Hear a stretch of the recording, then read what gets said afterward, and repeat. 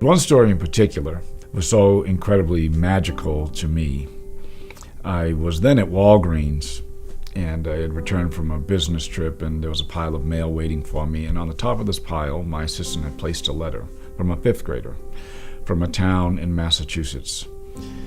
And his babysitter had recommended my book to him for him to read and then write a report on as part of his class project. So that's what he did. And then he wrote to me. And I thought his letter was so instructive, his messages about how we can connect and identify with one another. And as soon as I saw it, I thought, I have to go see him. So we called the school and told his teacher that we wanted to come by and surprise him. And the teacher says, well, I think we're probably going to have to arrange something like that. It'd probably be too much. Now, what I was thinking was, well, we all had favorite authors in our childhood. Can you imagine how you would have reacted had your favorite author just showed up at your school one day? So that was my intention. The teacher says, well, rather than just talking to his whole class, would you mind talking to the entire school? And I said, of course, I'd be honored. I'll be there, and I'd love to.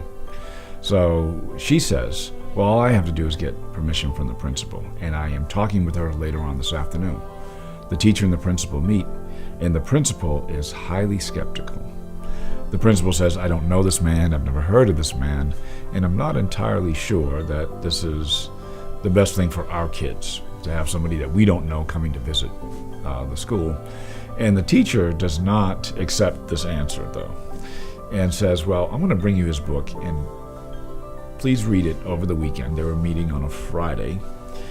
Please read it over the weekend, and then let me know what you think. So they meet the next morning, that Friday morning.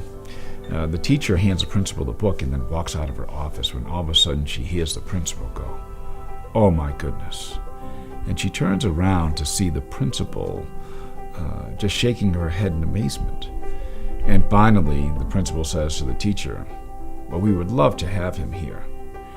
And the teacher says, well, I don't understand. You were skeptical.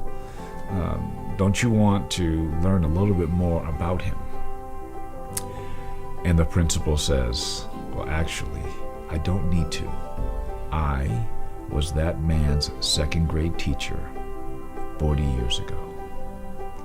So I did go visit young Julian and his teacher and my second grade teacher. It's important to do things for which you're expecting no reward, for which you need no reward. When I responded back to young Julian, I was thinking as much about the impact that it would have on him, how powerful an experience that this would be for him, for his favorite author to come surprise him.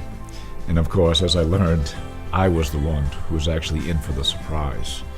And maybe there's something for all of us in an experience like that. Do something for which you're expecting nothing in return, and just have faith that something indeed will be returned to you after all.